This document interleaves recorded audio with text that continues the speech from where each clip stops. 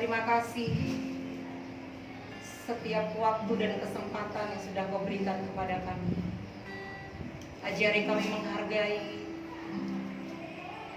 setiap kesempatan yang sudah Kau berikan kepada kami untuk kami beribadah kepada Engkau. Kami menyerahkan Tuhan ibadah kami dari awal pertengahan hingga akhirnya ke dalam tangan-Mu. Biarlah hadirat-Mu, urapan-Mu ada di tempat ini. Terima kasih Tuhan. Dalam nama Tuhan Yesus kami berdoa dan mengucap syukur. Haleluya. Amin. Bapak Ibu, kita memiliki Allah yang setia. Amin. Allah yang tidak pernah meninggalkan kita. Tangannya tidak pernah kurang panjang untuk menolong kita. Menjadi masalah adalah bagaimana iman percaya kita kepada Tuhan. Amin. Kita menaikkan pujian ini. Oh Allah yang setia. Haleluya. Kau Allah yang setia, Bapa yang mulia, kasih-Mu besar Tuhan, Kau pulihkan hidupku, Kaulah harapanku, Kaulah harapanku, ya Jesus, hidupku dalam-Mu. Terima kasih Tuhan, amin. Kau selamatkan hidupku, dengan apakah ku balas segala kebaikan-Mu, segala kebaikan-Mu. Segenap hatiku menyembah-Mu Yesus, ku bersyukur padamu selamanya. Mari dengan iman kita percaya, kita katakan, Kau Allah yang setia. Kau Allah yang setia, Bapa yang mulia, kasih-Mu besar Tuhan. Kau pulihkan hidupku, Kaulah harapanku, Kaulah harapanku, hidupku dalam-Mu. Terima kasih Tuhan, Kau selamatkan hidupku, haleluya. Dengan apakah ku balas segala kebaikan-Mu.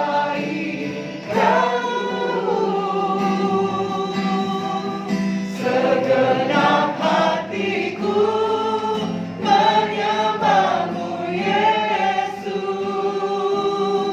ku bersyukur padamu. Dengan apakah ku balas maka baik bagi kami Tuhan, segala kebaikan. Oh, sangat baik dan teramat baik dalam hidup kami. Segenap hatiku menyembah-Mu Yesus, ku bersyukur padamu selamanya.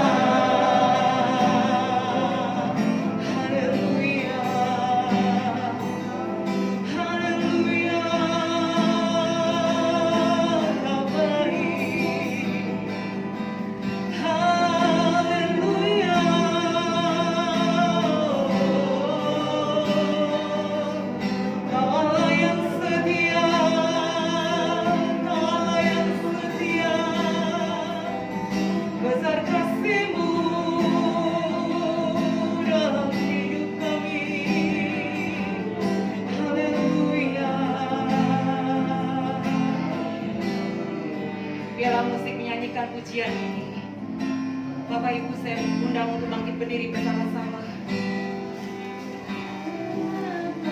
Bapak Ibu,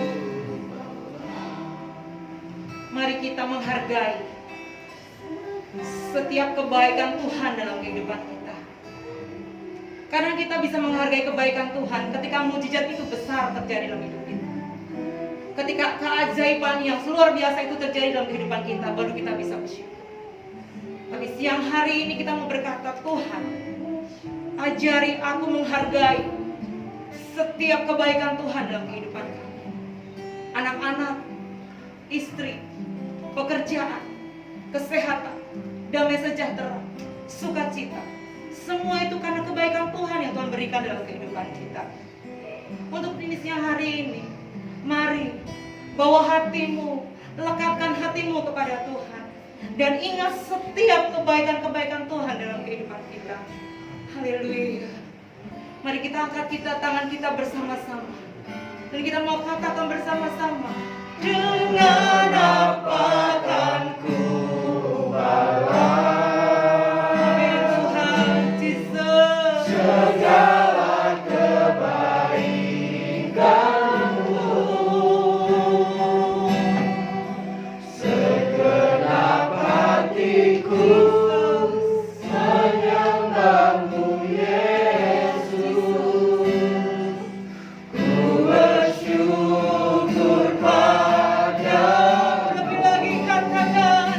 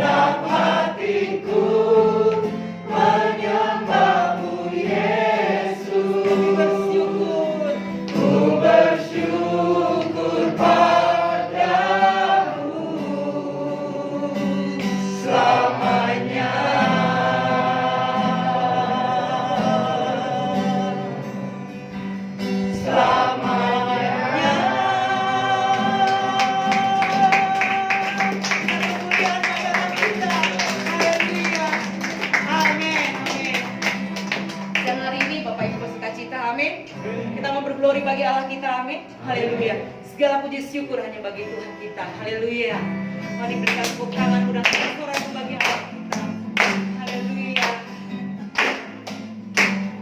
Segala puji syukur hanya bagimu Tuhan. Amin.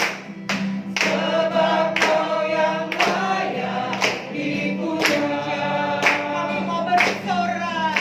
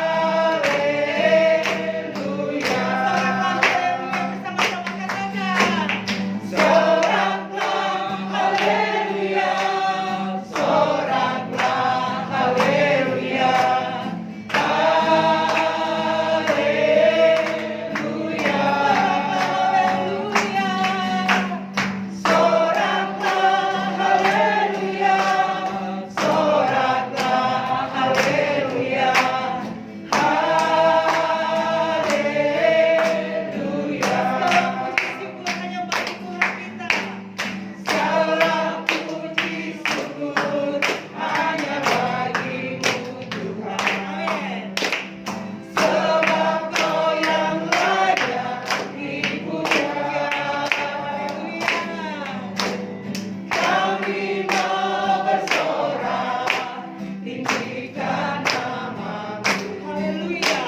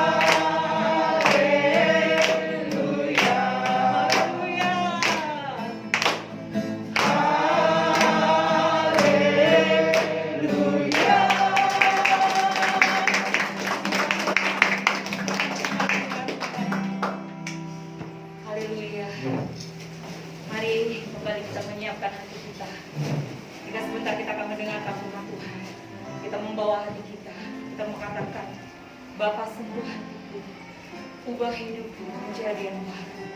Haleluya. Bapa, sentuh hatiku, ubah hidupku menjadi yang baru, bagai emas yang murni. Kau membentuk bencana hatiku.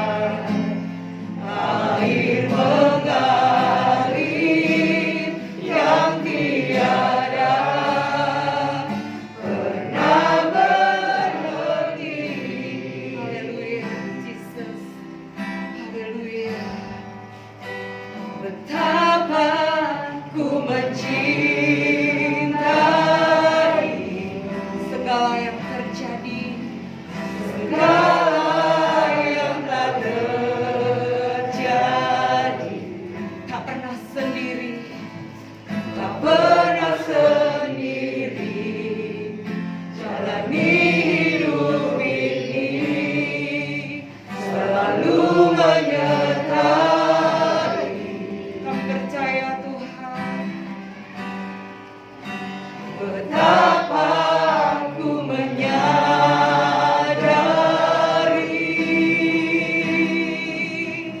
di dalam hidupku ini Kau selalu memberi rancangan terbaik.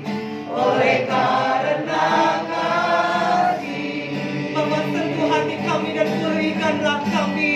Haleluya. Bapa sentuh hatiku, ubah hidupku menjadi yang baru, bagai emas yang murni. Kau membentuk rencana hatiku, oh Bapa. Ajarku mengerti sebuah kasih. Terima kasih Tuhan yang selalu memberi, bagai air mengalir yang tiada pernah berhenti. Mari Tuhan bagi berdiri. Haleluya. Bapa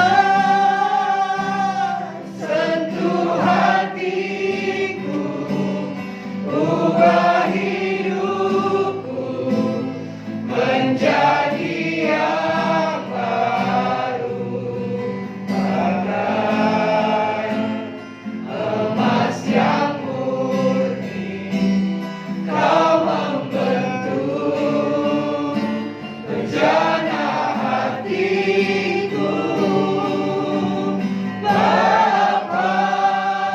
Ajarku mengerti sebuah kasih yang selalu memberi, bagai air mengalir yang tiada pernah berhenti.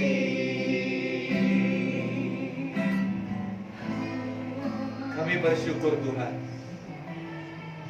sungguh kasih-Mu tiada bandingannya. Ketika kami menyadari bahwa kami adalah orang-orang yang dikasihi Tuhan, biarlah kami boleh lebih sungguh-sungguh mengasihi Tuhan. Bukan hanya dengan kata-kata, tapi dengan satu tindakan nyata. Terima kasih buat kesempatan bagi siang hari ini. Kami boleh beribadah di rumah Tuhan. Kami bersyukur kami masih diberi kesempatan untuk kami mendengar firman Tuhan. Dan biarlah kebenaran firman Tuhan mengubah setiap cara berpikir kami, mengubah perilaku kami, sehingga kami menjadi pribadi-pribadi yang lebih menyenangkan Tuhan. Terima kasih Tuhan, kerja di antara kami. Dan biarlah Roh Kudus yang mengajarkan, menerjemahkan setiap kebenaran firman Tuhan di dalam bahasa yang dapat kami pahami. Terpuji nama-Mu Tuhan. Di dalam nama Tuhan Yesus kami berdoa. Haleluya. Amin. Silakan duduk Bapak Ibu. Shalom. Ya, saya percaya kita semua dalam keadaan baik dan diberkati Tuhan. Amin. Ya. Pagi hari ini saya ingin menyampaikan kebenaran firman Tuhan yang menjawab satu pertanyaan. Apakah saudara mengasihi Tuhan? Saya berharap kita tidak cepat-cepat menjawab, ya, karena ini bukan pertanyaan biasa. Apakah saudara mengasihi Tuhan? Saudara yang dikasihi Tuhan, banyak kali orang terlalu bersemangat, banyak kali orang istilahnya apa ya, terburu nafsu langsung menjawab, iya saya pasti mengasihi Tuhan, buktinya saya melayani Tuhan, buktinya saya setia beribadah. Tapi mari kita mau belajar pagi hari ini. Ternyata ada seorang murid Tuhan yang bernama Simon Petrus yang pernah mendapatkan pertanyaan ini, apakah kamu mengasihi aku? Bukan cuma 1 kali, 3 kali ditanya hal yang sama. Barangkali kita kalau pasangan kita bilang, apakah kamu mengasihi aku? Wah, pasti kita jawab, kamu tanyanya aneh-aneh. Kau punya anak 3 bilang mengasihi aku. Iya kan? Saudara yang dikasihi Tuhan, sekali. Tapi kalau 2 kali dia menanyakan hal yang sama, kita berpikir, apa yang salah ya? Apalagi kalau sampai 3 kali dia menanyakan hal yang sama, apakah kamu mengasihi aku? Tentu kita akan menaruh perhatian lebih. Ada apa di balik pertanyaan itu? Bukankah begitu Bapak Ibu? Mari kita buka di dalam Yohanes pasal 21 ayat 15 sampai ayat yang ke-19. Injil Yohanes pasal yang ke-21 ayat 15 sampai ayat yang ke-19. Saya akan membacakan bagian Alkitab ini untuk kita sekalian. Demikian firman Tuhan. Yohanes 21 ayat 15 sampai 19. Sesudah sarapan, Yesus berkata kepada Simon Petrus, Simon anak Yohanes, apakah kau mengasihi aku lebih daripada mereka ini? Jawab Petrus kepadanya, benar Tuhan, engkau tahu bahwa aku mengasihi engkau. Kata Yesus kepadanya, gembalakanlah domba-domba. Kata Yesus pula kepadanya untuk kedua kalinya, Simon anak Yohanes, apakah kau mengasihi aku? Jawab Petrus kepadanya, benar Tuhan, engkau tahu bahwa aku mengasihi engkau. Kata Yesus kepadanya, gembalakanlah domba-domba. Kata Yesus kepadanya untuk ketiga kalinya, Simon anak Yohanes, apakah engkau mengasihi aku?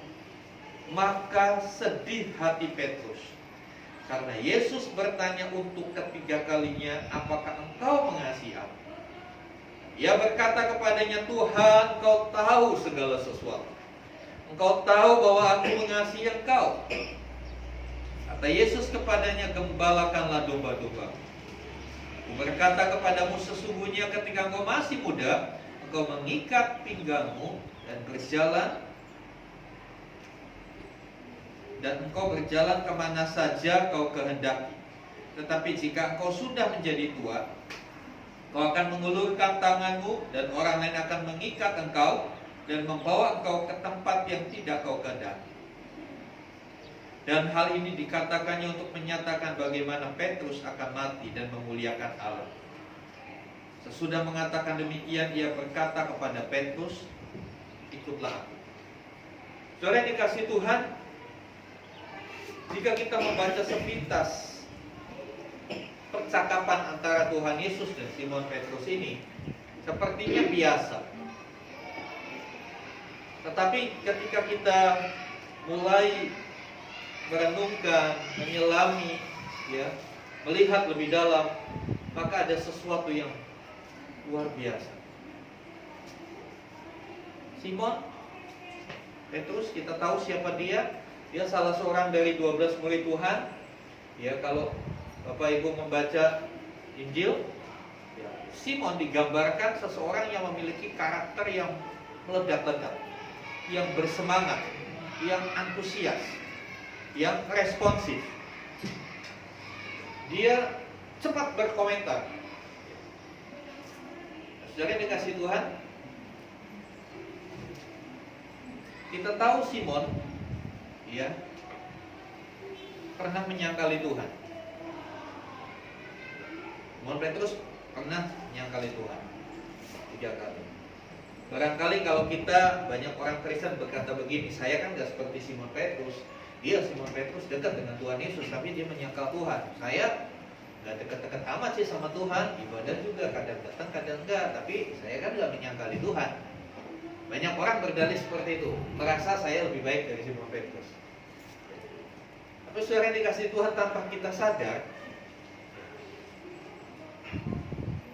menyangkali Tuhan itu gak selalu seperti yang dilakukan Simon.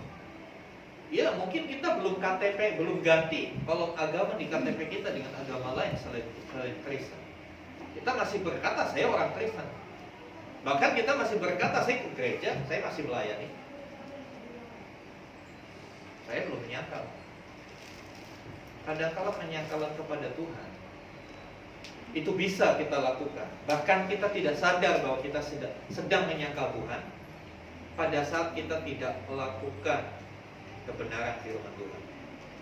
Ketika kita tidak hidup sesuai dengan tuntunan Tuhan, bukankah itu juga sebuah penyangkalan kita sama Tuhan? Saudara yang dikasih Tuhan, sebetulnya peristiwa Simon Petrus menyangkal Tuhan, kalau direnungkan ya dalam cara berpikir manusia, wajar. Kenapa? Yang mendasar itu karena dia takut mati. Coba bayangkan, ya, saya membawa kita kepada satu pemahaman. Kita sudah bersama-sama, walaupun tidak seperti Petrus dengan Tuhan Yesus 3,5 tahun. Kita mungkin hanya hitungan bulan. Kalau kita sudah sama-sama, tiba-tiba ini kita tidak kehendaki di dalam nama Tuhan. Kita tiba-tiba dikepung oleh kelompok lain yang anti dengan kekristenan. Saya sebagai pemimpin ditangkap, nah, saya dijatuhi hukuman mati. Terus kira-kira salah seorang di antara saudara pasti akan melihat kayak apa sih Pak Bojan, apa yang akan terjadi, kan begitu. Mau tahu, yaitu keponya manusia begitu, mau tahu. Tapi kalau tiba-tiba sebutlah si A, saya nggak mau sebut nama di sini, sebutlah si A yang ngikuti saya gitu, mau tahu. Itu jemaat GPT di sini. Kemudian ada orang yang tanya, Pak, kamu kan sahabat, temannya Pak Obaja kan? Kamu kan suka beribadah di situ. Bagaimana saudara? Yang tanya itu kelompok dari mereka. Apakah berani berkata, iya, saya memang temannya, saya pelayanan bareng? Atau seperti Simon Petrus, enggak, saya enggak kenal. Simon Petrus melakukan hal seperti itu. Ketika Tuhan Yesus ditangkap, dia melihat dari jauh, mau tahu, kepo dia, bagaimana nih kelanjutan ceritanya, ya kan? Penasaran. Ya. Pada zaman dulu belum ada drama Korea, belum ada sinetron, tapi mereka penasaran nih, kayak apa nih? Yang katanya Mesias kok malah ditangkap. Kira-kira Tuhan Yesus ngelawan gak nih waktu ditangkap? Waktu dia sedang kepo, dia ditanya sama seseorang, pembantu dari Imam Besar. Om kan temennya, saya suka lihat kok om dekat sama orang itu. Terus bilang apa? Saya tidak kenal orang. Sebetulnya yang mendasari sangat manusiawi. Petrus tidak mau terlibat. Petrus tidak mau akhirnya dia ikut-ikutan disalib. Padahal kalau kita melihat di dalam Matius 26, yuk kita lihat Matius 26. Ada sesuatu yang menarik dari pribadi Petrus ini, Bapak Ibu. Matius 26 ayat 31 sampai 35, 34, 35 ya. Demikian firman Tuhan. Maka berkatalah Yesus kepada mereka, malam ini kamu semua akan tergoncang imanmu karena aku, sebab ada tertulis, aku akan membunuh gembala dan kawanan domba itu, dan akan tercerai-berai. Akan tetapi sesudah aku bangkit, aku akan mendahului kamu ke Galilea. Petrus menjawabnya, biarpun mereka semua tergoncang imannya karena engkau, aku sekali-kali tidak. Perhatikan pernyataan Petrus. sekalipun mereka semua tergoncang imannya, aku sekali-kali tidak. Kelihatannya ini orang top banget ya imannya ya, kuat banget. Sekalipun mereka tergoncang, saya enggak kan. Kemudian Tuhan Yesus bilang lagi, akhirnya Tuhan Yesus buka sedikit, kasih bocoran. Aku berkata kepadamu, sesungguhnya malam ini sebelum ayam jantan berkokok, engkau telah menyangkal aku 3 kali. Petrus masih gak terima. Apa Petrus bilang? Kata Petrus kepadanya, sekalipun aku harus mati bersama-sama dengan engkau, aku tak akan menyangkal engkau. Luar biasa kan? Ini kalau kita lihat dari kisah ini, sebelum kita lihat yang belakangan, kita lihat ini orang top banget. Berani mati buat Tuhan. Saudara berani mati nggak buat Tuhan? Halo? Tapi berani mati buat Tuhan. Kalau kita dikepung dengan orang bersenjata, aku, siapa yang mau ikut Kristus di sini? Berani nggak? Saya siap mati. Sorry saudara, tidak segampang itu. Tidak segampang itu kita berkata seperti Petrus. Selanjutnya, semua murid yang lain pun berkata demikian. Rupanya statement Petrus ini mengobarkan semangat murid-murid, berdampak kepada murid-muridnya, menguatkan, sehingga mereka dikatakan, mereka yang lain pun ngomong yang sama. Kami juga siap mati, kami sih, ini provokator ini Petrus ini. Begitu luar biasanya Bapak. Tapi gak sampai 24 jam ini kejadian ini dia ngomong gini siangnya. Malamnya dia menyangkal. Aku sekali-kali tidak akan menyangkal. Aku mau mati, dia akan dikatakan. Aku tak akan menyangkal. Aku rela mati. Tapi dalam hitungan jam gak sampai 1 hari berubah. Saya cuma mau kasih tahu Bapak Ibu, itulah kita manusia. Kita terlalu lemah. Jangan merasa dirimu kuat. Kadangkala Tuhan izinkan satu peristiwa terjadi menggoncang itu. Dan malam itu benar-benar Petrus yang bilang, saya tidak akan tergoncang. Tapi malam itu dia tergoncang juga. Melihat kenyataan di lapangan, orang yang diharapkan jadi Mesias kok ditangkap, kok dijatuhi hukuman mati, disiksa, tidak melawan, tergoncang. Yang tadinya dia bilang, ku rela mati, jadi takut mati, ya kan? Yang tadinya dia bilang, sekalipun aku harus mati, aku tidak akan menyangkal. Ini kan rela mati, tapi malah takut mati. Ditanya, kamu kan sama-sama orang itu? Enggak, saya enggak kenal. Iya. Saudara yang dikasih Tuhan, kita belajar dari semua Petrus, ya, bahwasannya dasar dalam mengiring Tuhan itu tidak cukup hanya semangat, tidak cukup hanya motivasi. Motivasinya oke, semangatnya luar biasa, sampai bisa mempengaruhi yang lain. Tiba di satu titik, kekuatan iman yang kita lihat begitu kokoh itu runtuh seketika. Dia menyangkal. Saudara dikasih Tuhan yang luar biasa. Walaupun Petrus menyangkal, Tuhan Yesus tidak mencoret nama Petrus. Tidak mencoret nama Petrus. Itulah hebatnya Tuhan. Manusia kadang-kala kalau dihianati seperti itu, ya, udah gak mau teman lagi, ya kan? Langsung hapus dari phonebook, dari daftar telepon di HP. Udah, nomornya diblokir, akunnya diblokir. Udah, gak ada hubungan lagi. Tapi apakah Tuhan Yesus melakukan gitu sama Petrus? Yohanes pasal 21 itu kisahnya dimulai Tuhan Yesus menampakkan diri kepada murid-murid di pantai. Pada waktu itu setelah kebangkitan Tuhan, setelah apa yang terjadi di Yerusalem, Yesus dihukum mati dan disalib, kemudian dikubur, Dari ketika bangkit, murid-murid udah galau, udah bingung, tergoncang sekali. Akhirnya mereka kembali ke pekerjaan yang lama, kembali jadi nelayan. Padahal ingat, di danau yang sama itu juga mereka dipanggil Tuhan untuk menjadi penjala manusia. Tapi sekarang di danau yang sama, masih di tempat yang sama, mereka balik lagi ke pekerjaan yang semula. Tapi di situ Tuhan Yesus kembali datang, memanggil. Istilah saya recall, dipanggil ulang. Dan Tuhan Yesus konsen sama Petrus. Nanti ayat 1 sampai ayat yang ke-14 silakan baca di rumah supaya tahu latar belakang dari percakapan aku mengasihi engkau ini bagaimana. Ya. Kita melihat di sini Tuhan Yesus setelah makan dikatakan berkata kepada Simon Petrus. Perhatikan perkataan ini. Simon anak Yohanes, apakah kau mengasihi aku lebih daripada mereka ini? Kalau dibikin daftar 3 kali, ada 3 kali pertanyaan yang sama. Tapi 3 ini sama tapi beda. Sama tapi beda saya katakan. Ya. Memang dalam terjemahan Indonesia gak terlalu kentara bedanya.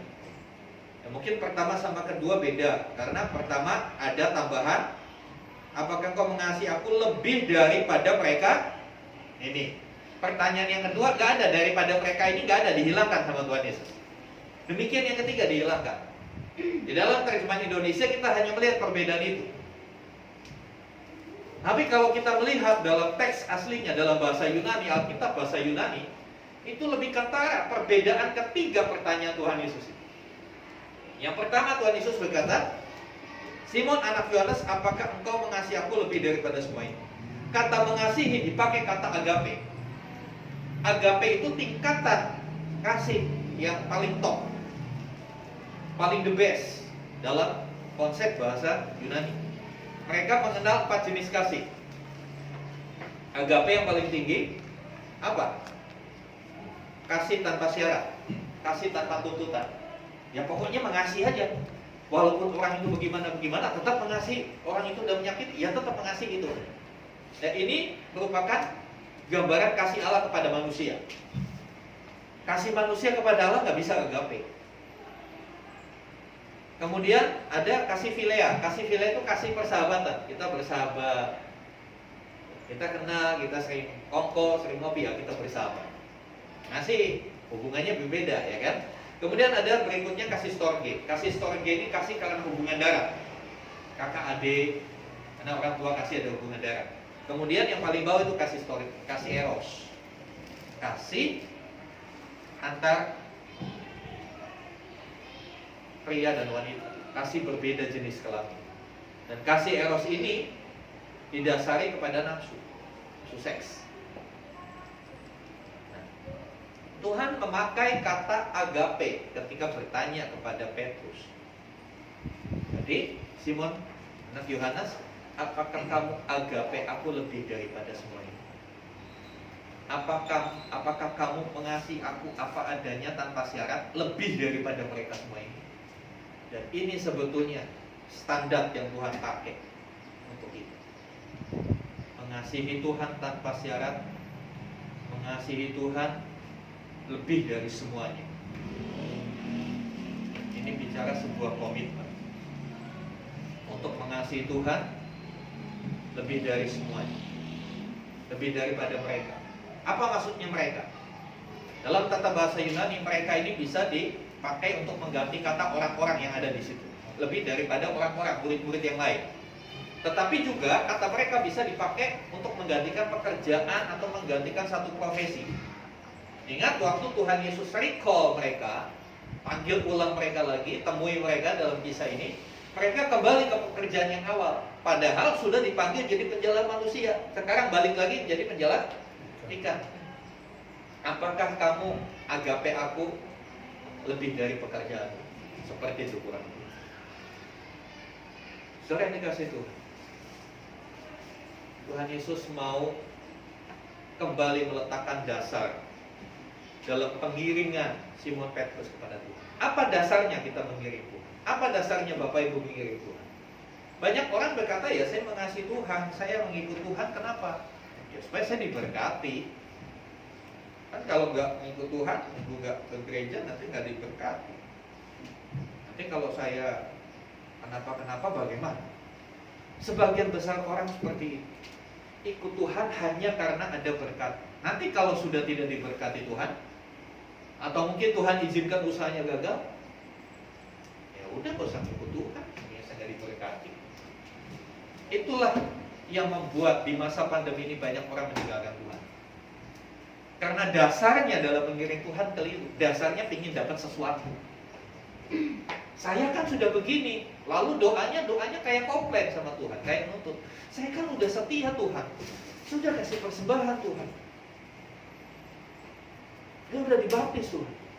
Tapi kok begini? Itu kan sebuah tuntutan sama Tuhan. Sepertinya kita berkata Tuhan itu nggak adil sih, Tuhan nggak fair. Saya sudah lakukan gini, Tuhan nggak berkati saya. Hati-hati saudara. Sebab itu sama Simon Petrus, Tuhan bongkar dasarnya. Apa dasar kita menjadi Tuhan? Itu hal yang pertama dari 3 pertanyaan aku mengasihi. Apakah kau mengasihi aku? Dasarnya harus kasih. Kita mengiring Tuhan, kita melayani Tuhan karena kita mengasihi Tuhan. Dan Tuhan mau kita sampai pada satu level kasih. Kita mengasihi Tuhan tanpa syarat, tanpa ada embel-embel dapat ini, dapat itu. Bahkan kita berani berkata, saya tetap mengasihi Tuhan, walaupun saya harus diasingkan dari keluarga saya. Saya tetap mengasihi Tuhan, walaupun saya harus menderita. Saya tetap mengasihi Tuhan, walaupun mungkin usaha saya gini-gini aja. Tuhan mau kasih fondasi yang baru. Tetapi Petrus, dia nggak bilang, ya Tuhan, saya mau agape Engkau. Enggak. Petrus jawabnya dalam bahasa Yunani-nya, ya, dikatakan, benar Tuhan, Engkau tahu aku mengasihi Engkau. Kata mengasihi dipakai kata kasih yang kedua, philea.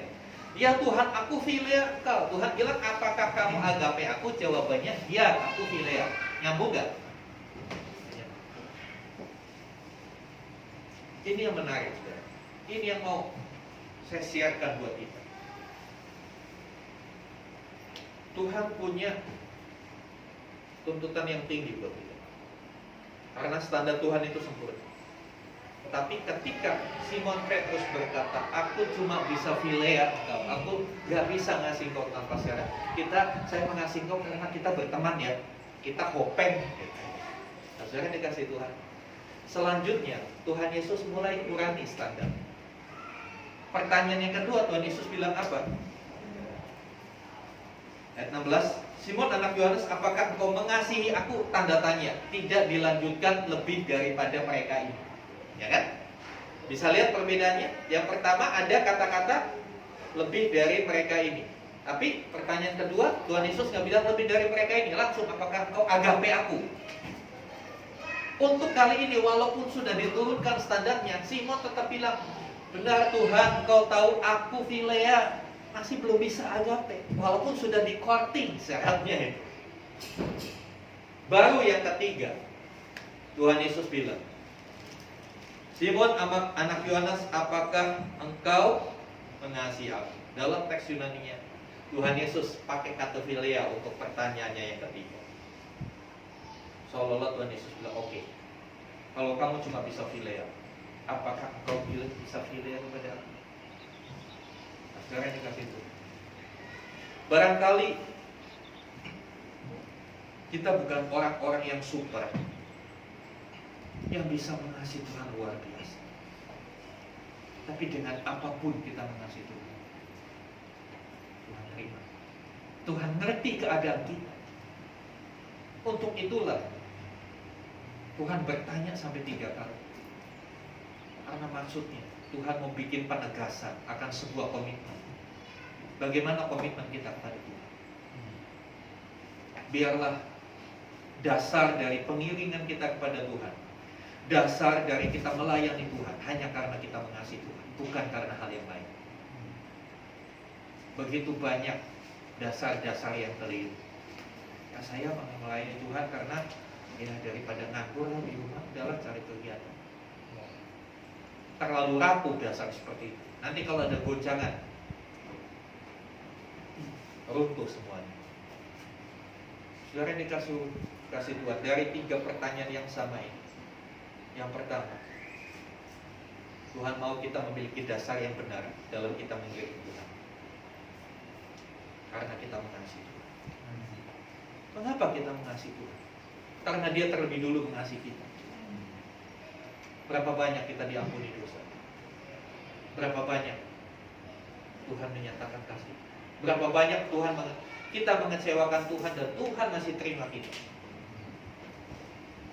Saya kira tidak berlebihan kalau kita mengasihi Tuhan, karena kasihnya terlalu besar buat kita.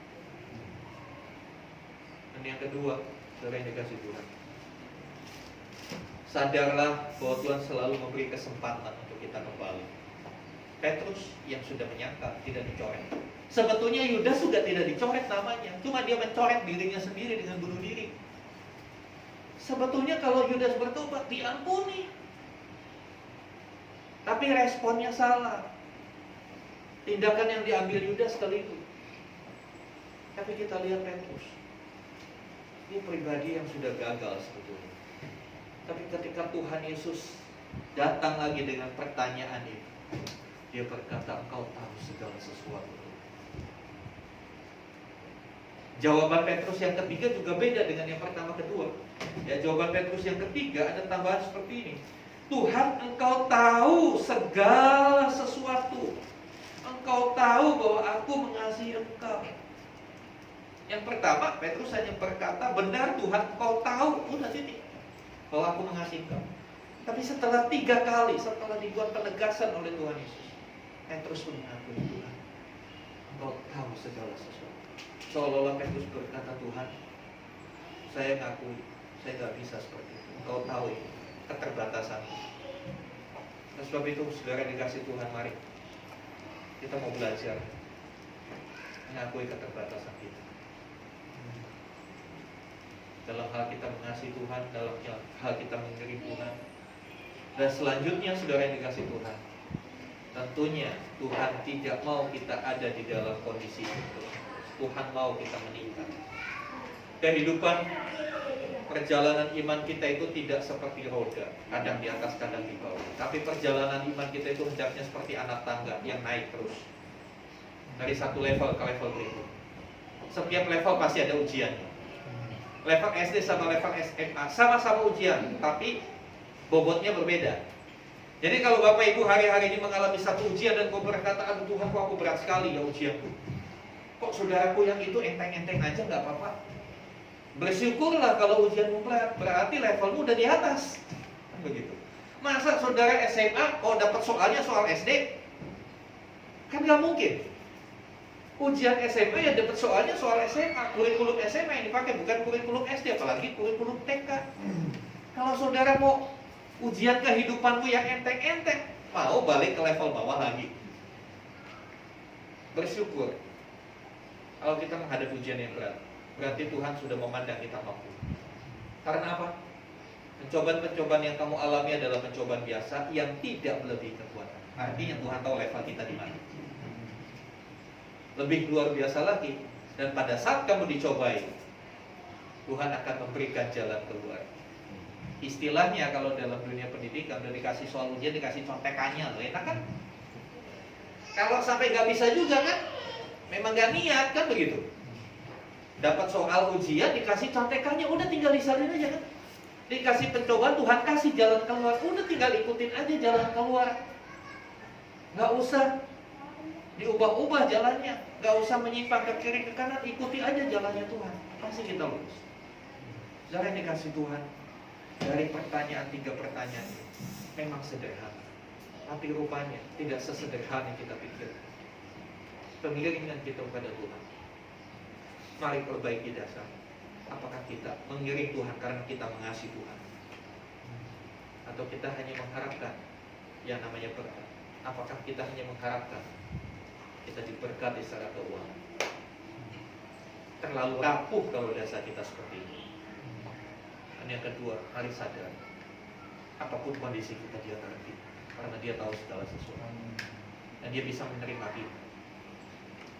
Tujuan Tuhan menerima kembali Petrus bukan sebuah kompromi, bukan sebuah standar yang diturunkan, tapi tujuannya supaya Petrus diangkat. Dan itu terbukti dalam sejarah mengatakan, Kisah Rasul awal, Petrus menjadi tokoh yang luar biasa. Yang tadinya takut, sekarang pemberani menyatakan Tuhan. Berkhotbah di depan 3.000 orang.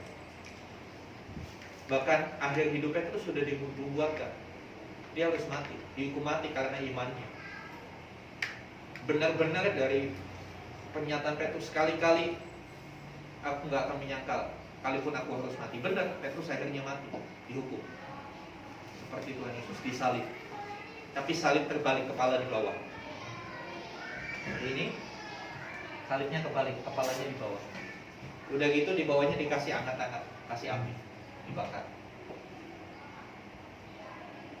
Mengapa Petrus bisa sampai ke titik itu? Mati bagi Tuhan. Dia lewati dulu, mengapa kamu mengasihi. Dan itulah bukti penerimaan Tuhan kepada Petrus. Itulah bukti Tuhan datangi Petrus, memanggil pulang dan mengangkat dia kembali. Barangkali kita bukan seperti Petrus yang pernah menyangkal Tuhan, tapi dalam hidup kita, cara berpikir kita, cara kita bertindak, kita menyangkal Tuhan. Karena barang siapa mengatakan hidup di dalam dia wajib hidup sama seperti Kristus. Hari ini Tuhan memberikan kesempatan untuk kita kembali, memperbaiki dasar, memperbaiki komitmen kita. Mari sama-sama kita bangkit berdiri. Dan melalui perjamuan kudus yang sebentar kita akan lakukan, yang pondasi, dasar-dasar yang keliru itu diperbaiki sama Tuhan. Sehingga kita bisa mengiring Tuhan dengan dasar yang benar, dengan komitmen yang benar. Haleluya, haleluya. Musik dengan lembut naikkan pujian. Saya undang oleh perjamuan kudus, Pak Gusinus bisa jalan ke depan. Ambil waktu beberapa saat, saudara.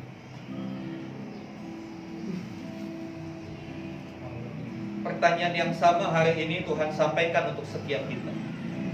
Apakah engkau agape? Apakah engkau mengasihi Tuhan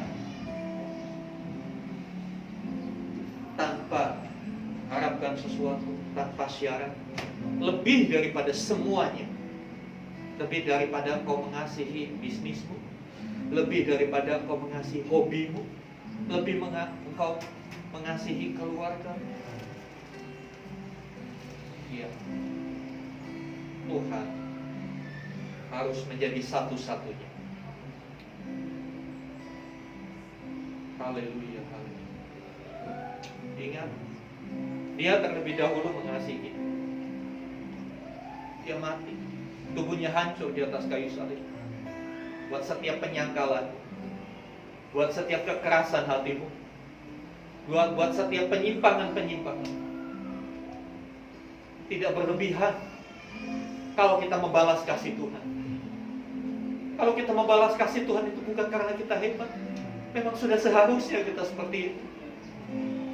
Kita sangat keterlaluan kalau nggak balas kasih Tuhan.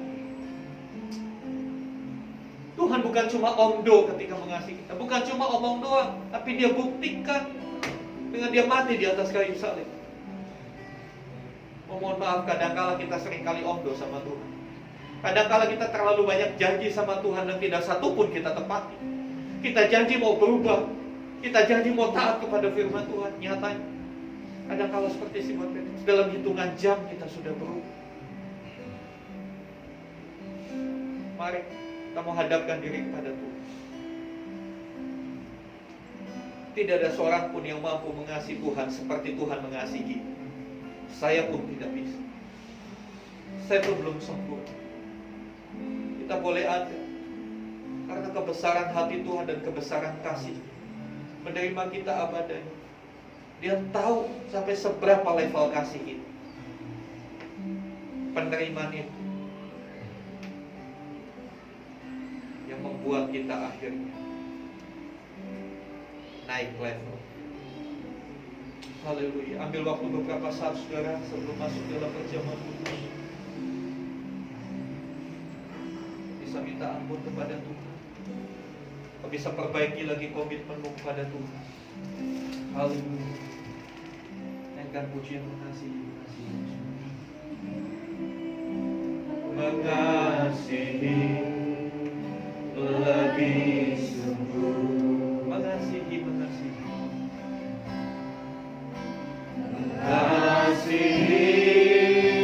Mengasihi lebih sungguh.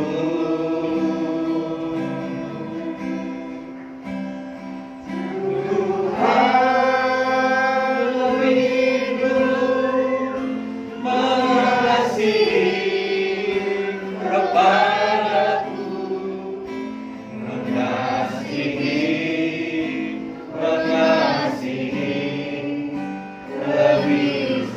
Sekali lagi katakan mengasihi. Mengasihi lebih sungguh.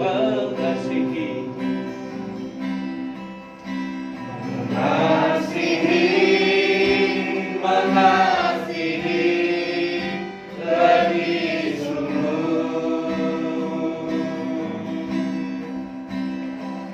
Tuhan lebih dulu mengasihi kepadaku. Mengasihi lebih sungguh. Ketika kami masuk dalam perjamuan kudus, biarlah kami lebih menyadari, makin menyadari betapa kasih-Mu atas kami luar biasa. Roti dan anggur yang adalah buatan tangan manusia yang berdosa. Kami perhadapkan kepadamu Tuhan. Sucikan, kuduskan, biar layak menjadi satu lambang peringatan akan tubuh dan darah Tuhan yang sudah dikorbankan bagi kita. Saudara yang dikasih Tuhan, perjamuan kudus adalah untuk orang yang dewasa yang mengakui dengan sadar bahwa dirinya berdosa dan perlu pengampunan dari Tuhan. Dan Tuhan Yesus telah datang ke dunia, menyerahkan dirinya mati di atas kayu salib untuk menebus dosa-dosa kita. Tetapi pada hari yang ketiga dia bangkit dari antara orang mati. Setelah berulang-ulang dia menampakkan diri pada murid-muridnya, dia naik ke surga. Dan dia akan datang kali yang kedua menjemput kita semua. Haleluya, haleluya. Mari ambil waktu. Mohon pengampunan Tuhan atas setiap kesalahan dan dosa. Ambillah perjamuan kudus. Terimalah undangan Tuhan untuk duduk sehidangan dengan Dia, di mana kita dipersatukan kembali dengan tubuh dan darah Tuhan.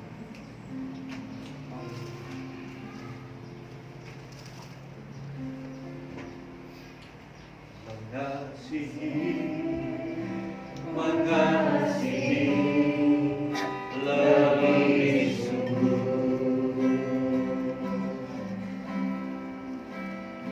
Mengasihi lebih sungguh. Tuhan lebih dulu mengasihi kepadaku. Mengasihi lebih sungguh. Katakan mengasihi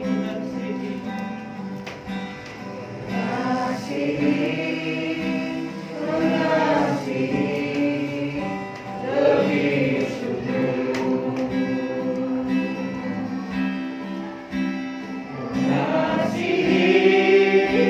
Mengasihi lebih sungguh.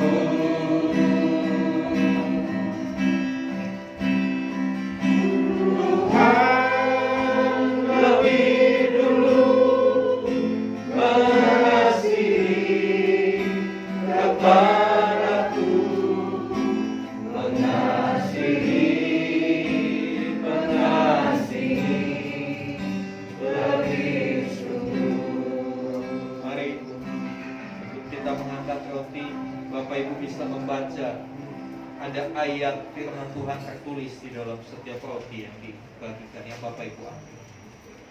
Saya percaya ini bukan kebetulan. Ayat-ayat itu adalah firman Tuhan buat Bapak Ibu hari ini. Pegang itu. Kalau itu janji, yakinilah itu. Kalau itu teguran, bertobat. Mari kita angkat roti. Haleluya, haleluya. Dan mengucap syukur untuk apa yang sudah Tuhan Yesus lakukan melalui karya salib. Kita menghormati. Haleluya, haleluya. Sebab apa yang telah kuteruskan kepadamu telah aku terima dari Tuhan, yaitu bahwa Tuhan Yesus pada malam waktu ia diserahkan mengambil roti, dan sesudah itu ia mengucap syukur atasnya. Ia memecah-mecahkannya dan berkata, inilah tubuhku yang diserahkan bagi kamu. Perbuatlah ini menjadi peringatan. Bukankah roti yang kita angkat adalah lambang persekutuan dengan tubuh Kristus? Amin. Di dalam nama Tuhan Yesus kita masuk.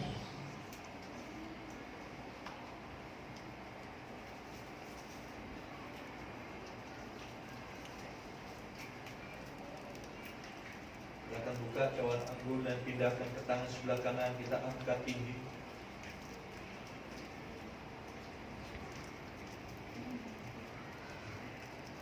Haleluya, haleluya.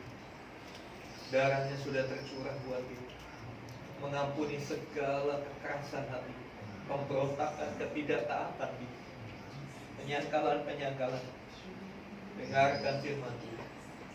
Demikian juga yang mengambil cawan sesudah makan, lalu berkata, cawan ini adalah perjanjian baru yang dimeteraikan oleh darah. Perbuatlah ini setiap kali kamu meminum, menjadi peringatan akan. Bukankah cawan yang berisi anggur yang kita angkat adalah lambang persekutuan dengan darah Kristus? Amin. Di dalam nama Tuhan Yesus.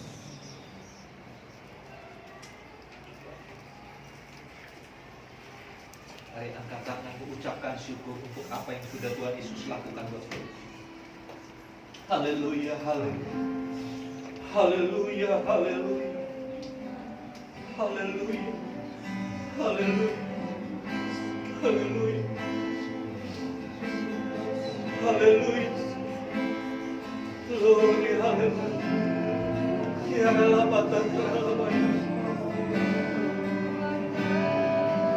terima kasih Tuhan untuk apa yang sudah Kau lakukan bagi kami orang berdosa. Terima kasih buat pengampunan-Mu Tuhan. Terima kasih buat kasih-Mu yang tanpa syarat mengasihi kami. Biarlah itu membuat kami menjadi orang-orang yang mengasihi Tuhan, membalas kasih-Mu yang begitu besar.